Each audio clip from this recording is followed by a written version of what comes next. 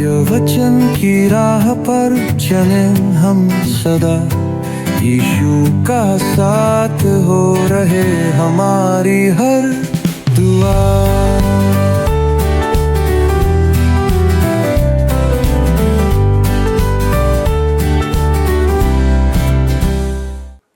प्रिय मित्रों, आप सभी को प्रेम भरा नमस्कार। मुझे आशा है कि आप परमेश्वर के वचन और अनुग्रह में बढ़ रहे हैं। आज के सत्य वचन कार्यक्रम में आपका स्वागत है।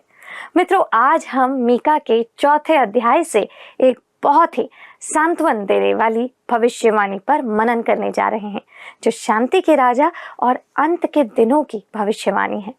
यह भविष्य के लिए परमेश्वर की योजना है जो अभी भाव घटना है, पर हमें ये बात परमेश्वर पर विश्वास बनाए रखने और धैर्य के साथ जीवन जीने के लिए प्रोत्साहित करती है।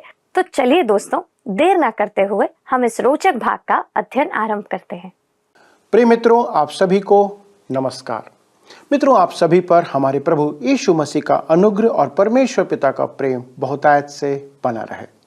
हम पिछले प्रसारण में मीका की पुस्तक का अध्ययन करते हुए देख रहे थे कि परमेश्वर इस्राएल के सभी अगुओं और याजकों को उनके पाप प्रकट करते हुए दंड की घोषणा करता है। दोस्तों, मीका की इस छोटी भविष्यवाणी की तुलना हम यहूदियों के दिन से कर सकते हैं, जो कि संध्या से आरंभ होकर भोर तक जाता है। जैसे उनका दिन रात के अंधकार से आरंभ होता था, वैसे ही मीका पहले 3 अध्यायों में उन पर दंड की घोषणा करता है। मीका 7 अध्याय के 18 पद में लिखा है, तेरे समान ऐसा परमेश्वर कहाँ है जो भूतकाल के पापों के लिए भविष्य में आने वाले दंड की घोषणा करे। दोस्तों, दंड के अंधकार में भी हमें एक क्षणिक प्रकाश की किरण दिखाई देती है। अब इस अंश में मीका भावी महिमा की भविष्यवाणी करता है, पर उस अंधकार में भी कुछ समय के लिए आशा की एक किरण थी, जो हम अध्याय 4 और 5 में आगे देखेंगे। यद्यपि इस भाग में दंड का उल्लेख किया गया है, जो सूर्य के सामने आते जाते बादलों के समान प्रतीत होता है, पर शेष भाग महिमामय भविष्य की चर्चा करता है। आइए हम मीका 4 अध्याय से अपना अध्ययन आरंभ करते हैं, जिसका विषय है अंत के दिनों की भविष्यवाणी। अध्याय 4 के पहले पद में ऐसा लिखा है, अंत के दिनों में ऐसा होगा कि यहोवा के भवन का पर्वत सब पहाड़ों पर दृढ़ किया जाएगा और सब पहाड़ियों से अधिक ऊंचा किया जाएगा, और हर जाति के लोग धारा के समान उसकी ओर चलेंगे। दोस्तों, यह बाइबल का एक अद्भुत अंश है, जो आपको यशायाह के 2 अध्याय के समतुल्य प्रतीत होगा। आपको याद होगा कि मीका यशायाह का समकालीन था, और वर्षों से बाइबल के विद्वान यह पता लगाने का प्रयास कर रहे हैं कि मीका ने यशायाह की नकल किया या यशायाह ने मीका की। मेरे विचार में इस विवाद में जाना समय नष्ट करना है, क्योंकि इसका उत्तर किसी के पास नहीं है। पर क्योंकि पवित्र आत्मा वचन का लेखक है, उसने दोनों को एक ही संदेश दिया, क्योंकि यह महत्वपूर्ण संदेश था जिसे उसने 2 बार प्रकट किया। इस कारण हम बहुत सावधानी पूर्वक इसका मनन करेंगे। मित्रों, ध्यान दीजिएगा कि 4 अध्याय का आरंभ एक संयोजक शब्द परंतु से होता है, जो कि हिंदी बाइबल में तो नहीं आया है, पर वह इस अध्याय को पिछले अध्याय अर्थात अध्याय 3 के अंतिम पद से जोड़ता है। जैसा मीका 3 अध्याय के 12 पद में लिखा है, इसलिए तुम्हारे कारण सिय्योन जोत कर खेत बनाया जाएगा और यरूशलेम खंडहरों का ढेर हो जाएगा, और जिस पर्वत पर भवन बना है वह वन के ऊंचे स्थान सा हो जाएगा। जैसा लिखा है, परंतु अंत के दिनों में। दोस्तों, मीका अब नबूकदनेस्सर और रोमी तीतुस द्वारा यरूशलेम के ध्वंस किए जाने के से आगे बढ़कर अंत के दिनों में पहुंच जाता है। पुराने नियम में यह वाक्य अंत के दिनों एक तकनीकी शब्द है, जिसका एक निश्चित अर्थ है। हमारे प्रभु यीशु मसीह ने इसे मत्ती 24 अध्याय के 21 में कहा है, भारी क्लेश का समय। इसे हम महाक्लेश कहते हैं, जो अंत समय का आरंभ करेगा, और इस 7 वर्षीय समय के बाद प्रभु यीशु का आगमन होगा और वह इस पृथ्वी पर अपना राज्य स्थापित करेगा। दोस्तों, वास्तव में यीशु के दूसरे आगमन पर महाक्लेश समाप्त हो जाएगा। तब उसके राज्य का आरंभ होगा। अतः अंत के दिनों में यह महाक्लेश, मसीह का दूसरा आगमन और मसीह के 1000 वर्ष का राज्य समाहित करता है।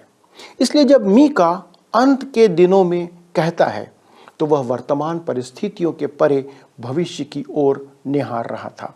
इस्राएल में जितना अंधकार बढ़ता गया, उनका भविष्य उतना ही उज्जवल होता गया, और यह हमारे लिए भी उतना ही सत्य है। ऐसा कहा जाता है कि आप कुएं में जितना अधिक गहरे में उतरेंगे, आप उतना अधिक सितारों को देख पाएंगे। और जब इस्राएल पतन के गर्त में पहुंच गया, तब उसे भविष्य में ज्योति दिखाई दी। जैसा लिखा है, यहोवा के भवन का पर्वत सब पहाड़ों पर दृढ़ किया जाएगा। यहाँ पर्वत शब्द शाब्दिक और रूपक दोनों प्रकार से उपयोग में लिया गया है। दोस्तों, आपको याद होगा जब दानियल दूसरे अध्याय में 34 और 35 पद में दानियल कहता है, फिर देखते देखते तूने क्या देखा कि एक पत्थर ने बिना किसी के खोदे आप ही उखड़कर उस मूर्ति के पांव पर लगकर जो लोहे और मिट्टी के थे उनको चूर चूर कर डाला। तब लोहा, मिट्टी, पीतल, चांदी और सोना भी सब चूर चूर हो गए और धूप काल में खलिहानों के भूसे के समान हवा से ऐसे उड़ गए कि उनका कहीं पता ना रहा।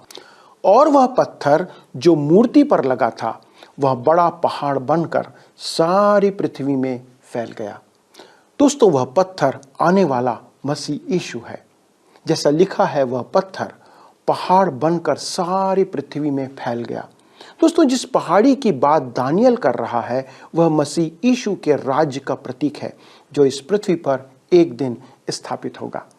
यह आध्यात्मिक व्याख्या है।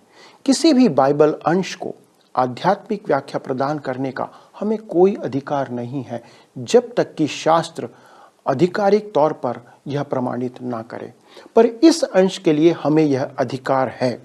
यद्यपि मैं इसका शाब्दिक अर्थ निकालना नहीं चाहूँगा, क्योंकि सच्चाई यही है कि आज यरूशलेम को आप देख सकते हैं, वह पहाड़ पर बसा हुआ है। न केवल पवित्र शास्त्र इसे स्पष्ट करता है, पर आप इसे जाकर देख भी सकते हैं। मीका यरूशलेम के संबंध में कह रहा है, जैसा हम आगे देखेंगे, और सहस्त्राब्दी राज्य वहाँ केंद्रित होगा तथा यरूशलेम उसकी राजधानी होगा, और हर जाति के लोग, जैसा लिखा है, धारा के समान उसकी ओर चलेंगे। धारा के समान दोस्तों, यह अचानक और स्वतः होने वाली गति को प्रकट करता है, जिसका अर्थ है उनकी स्वयं की इच्छा से। दोस्तों, आज जब हम इस पर बात कर रहे हैं तो इसकी गति की दिशा विपरीत है।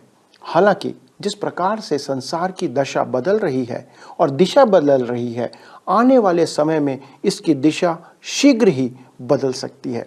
पर सच्चाई यह है कि मीका की भविष्यवाणी अब तक पूरी नहीं हुई है और मसीह यीशु के आने तक पूरी होगी भी नहीं।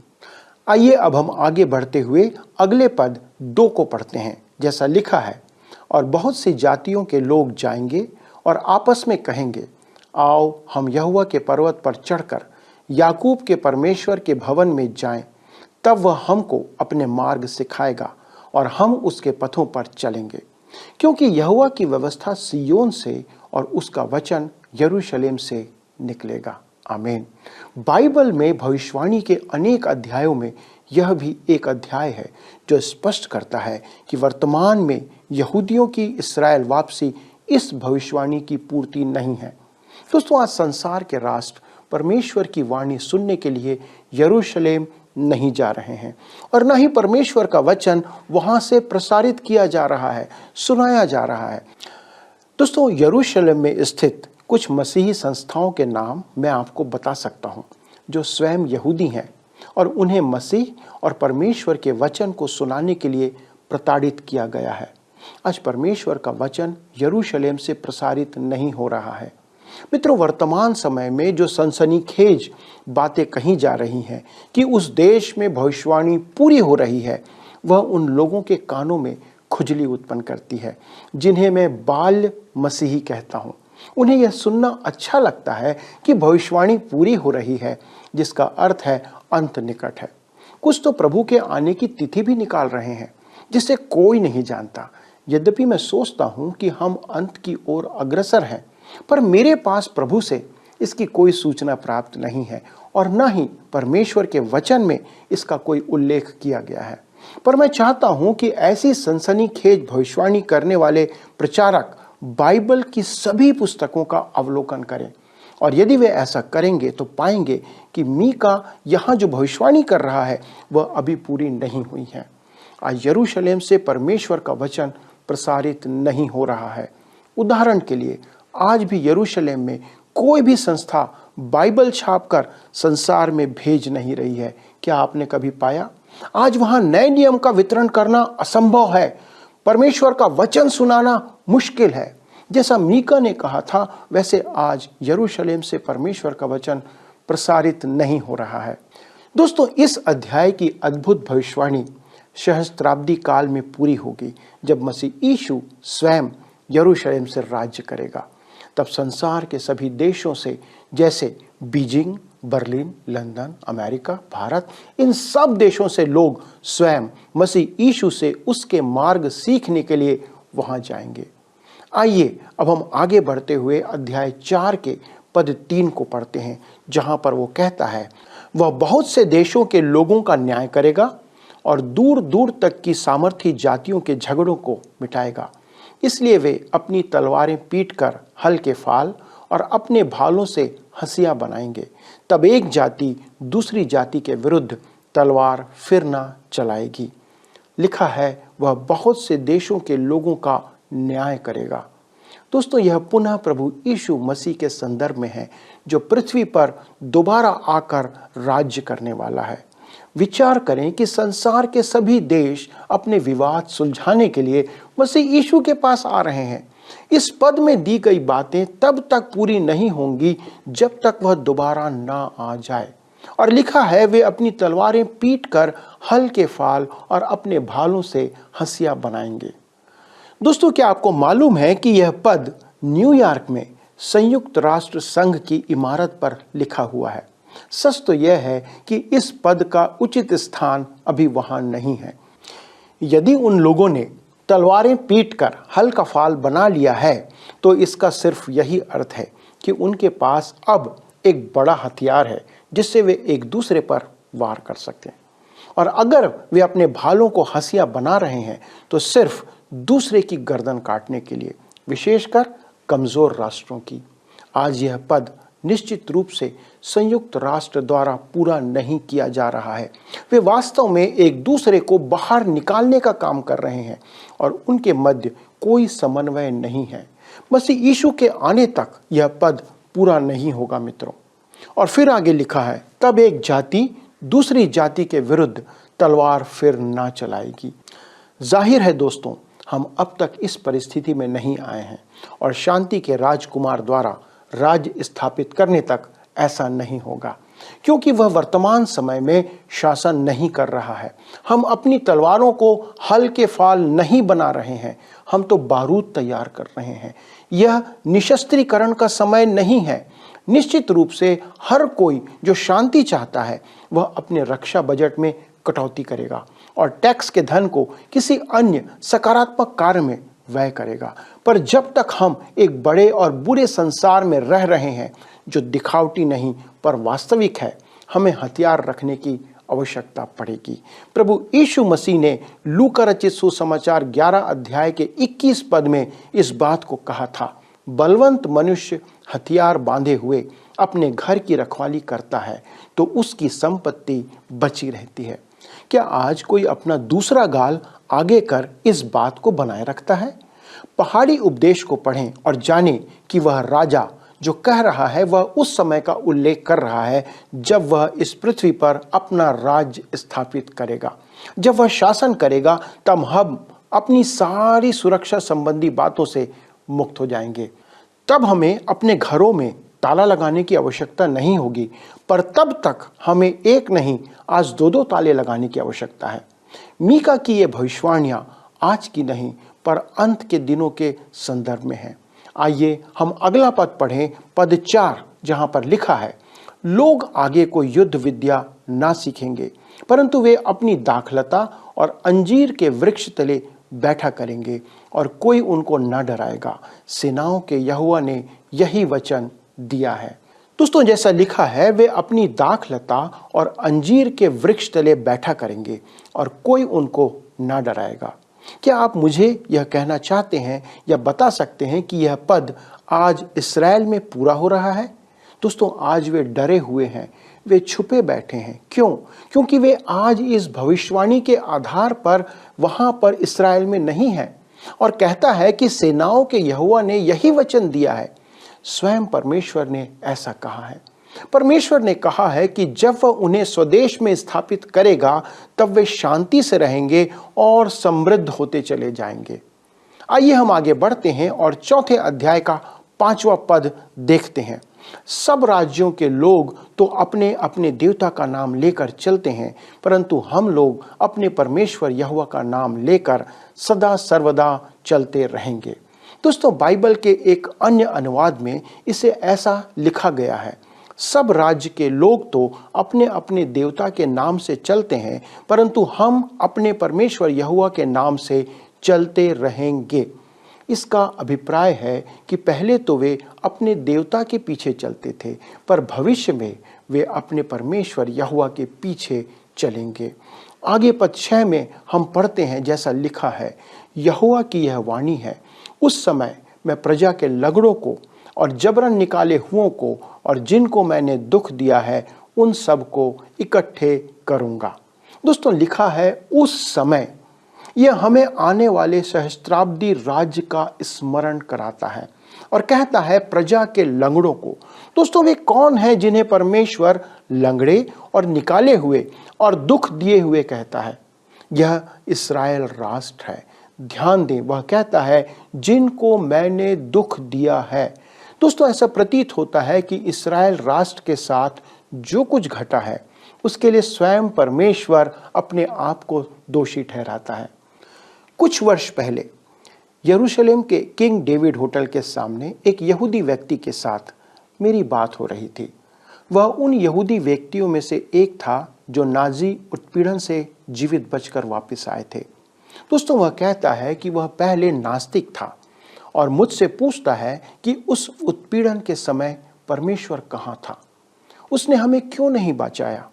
मैंने उससे कहा, सच कहूँ तो मेरे विचार में परमेश्वर आप लोगों के आसपास ही कहीं था। शायद आप अपनी परेशानियों के लिए उसे दोषी करार दे सकते हैं। तब उसने मुझसे कहा, निश्चित हाँ, यदि कोई परमेश्वर होता तो निश्चित हमारी सहायता उस समय करता। तब मैंने उससे कहा, नहीं, ऐसा नहीं है दोस्त। जब आप लोगों के पास हम सभी से पहले उसे जानने का अवसर था और उसकी आज्ञा मानने का समय था, जब आपके राष्ट्र के पास जीवित और सच्चे परमेश्वर का वचन और ज्ञान था, तब मेरे पूर्वज जो अन्य जाति थे वे तो वचन अनुसार अन्य जाति आराधक थे। अंततः आपके ही कुछ लोगों ने उनके पास ज्योति पहुंचाई, वचन पहुंचाया, और मैं इसके लिए आप लोगों का, आपके पूर्वजों का आभारी हूं। पर परमेश्वर ने आपके लेखों में, आपकी अपनी धर्म पुस्तक में कहा है कि जब आपके पास जीवित और सच्चे परमेश्वर का ज्ञान था तो आप उससे मुंह मोड़कर दंडित हुए बिना नहीं रह सकते। यदि आप अपनी धार्मिक पुस्तक तोराह को पढ़ेंगे तो पाएंगे कि आप न केवल उसे अपने उत्पीड़न के लिए दोषी ठहरा सकते हैं, बल्कि एक राष्ट्र के रूप में भी वह आपसे दूर नहीं था। वह आप लोगों को पुनः एकत्र करना चाहता है, पर उस समय आप यह सीख जाएंगे जो आप लोगों ने अब तक नहीं सीखा है, कि यह परमेश्वर का संसार है और आप बिना उसके न्याय और दंड का भुगतान किए उसके द्वारा दिए गए ज्ञान को अस्वीकार नहीं कर सकते। मेरे मित्रों, बहुत से पश्चिमी राष्ट्र इसी परिस्थिति और दशा में आज आ रहे हैं, जो हमें चेतावनी देता है। उन देशों में परमेश्वर के वचन के प्रति अज्ञानता बढ़ती जा रही है। हमारी बहुत सी कलीसियाओं की भी आज यही दशा है। उससे भी बुरा यह है कि परमेश्वर के वचन का आज मजाक उड़ाया जा रहा है। एक व्यंग्यकार ने ऐसा कहा, शैतान ऐसा कर रहा है। यह सच नहीं है मित्रों। आप बुराई इसलिए नहीं करते क्योंकि शैतान आपसे ऐसा करवाता है। आप बुराई इसलिए करते हैं क्योंकि आप में पुराना स्वभाव है, जो यथासंभव स्वार्थी, अलग थलग और परमेश्वर से रहित है। मित्रों, हम उसके न्याय का अनुभव किए बिना उसे हल्के में नहीं ले सकते और उसे अस्वीकार नहीं कर सकते। मीका के दिनों में परमेश्वर ने इस्राएल को पीड़ित करने का दोष स्वयं पर लिया। उसने मुझसे उसके लिए माफ़ी मांगने या उस कथन को समझाने का प्रयास करने को नहीं कहा। यह एक राष्ट्र के रूप में हमारे लिए एक चेतावनी स्वरूप काम करना चाहिए। क्या आज हम परमेश्वर के वचन के द्वारा चेतावनी प्राप्त कर रहे हैं? इस्राएल परमेश्वर का और उसके वचन का तिरस्कार कर आज भी दंड भोग रहा है। दोस्तों, आज हमारे लिए चेत जाने का समय है, ध्यान करने का समय है कि क्या हम भी उसके वचन को सुनकर उसको अनदेखा कर रहे हैं। यदि आज हमारी ऐसी स्थिति है तो आइए हम परमेश्वर के पास लौट आएं और उससे विनती करें कि वो हम पर दया करे। आइए प्रार्थना करें। परमेश्वर पिता, एक बार फिर से हम आपको धन्यवाद देते हैं कि आपके इस वचन के द्वारा से आपके इन चेतावनियों को विचार करने के लिए हम कायल किए गए कि हम ये जाने प्रभु कि हमने कितनी बार आपके वचन को अनदेखा किया है। प्रभु, हम वचन को सुनकर उसके अनुसार अपने जीवन को बदले नहीं हैं, परंतु हमने वो कार्य किया है जो आपकी दृष्टि में बुरा है, आपके वचन के अनुसार उचित नहीं है। पिता, हम प्रार्थना करते हैं हमारे उन पापों को क्षमा करें प्रभु, हमारी उस ढिठाई के जीवन को क्षमा करें, क्योंकि हम प्रभु वचन को सुनकर आज भी उन इस्राएलियों के समान जीवन व्यतीत करते आ रहे हैं। पिता परमेश्वर, ये आपका अनुग्रह है कि आपने हमें अब तक बचाए रखा है। आगे भविष्य के लिए हमारी प्रार्थना है पिता कि आप हमें ऐसा बुद्धि और ज्ञान दे कि हम इन बातों को अपने जीवन में लागू करें और आपके निकटता में आने पाएं। प्रभु, इस वचन के लिए धन्यवाद देते हैं। हमारे सभी दर्शकों पर आपका अनुग्रह हो। यदि वे किसी परेशानी और समस्या में हैं, प्रभु आपका हाथ उनके जीवन में उनकी सहायता के लिए आगे बढ़ाने की कृपा करें, क्योंकि आप ही हैं प्रभु जो हमें संभालते हैं। आने वाले समय के लिए अपने जीवन आपके हाथों में सौंपते हुए इस विनती को प्रभु यीशु क्रिस्त के नाम से मांगते हैं, आमीन। प्रिय मित्रों, अगले प्रसारण तक प्रभु का अनुग्रह और उसकी आशीष आप पर बनी रहे। यदि आपके पास कोई प्रश्न है तो हमारे साथ इस नंबर पर संपर्क करें। प्रभु आपको आशीष दे। आइए अब हम प्रश्नों को देखें। पिछले प्रश्न का उत्तर है सी, मसीह यीशु और उसकी शिक्षाओं को आपस में बांटना। मसीही सहभागिता का अर्थ है मसीह यीशु और उसकी शिक्षाओं को आपस में बांटना। आज के अध्ययन पर आधारित प्रश्न है, महाक्लेश कब समाप्त होगा?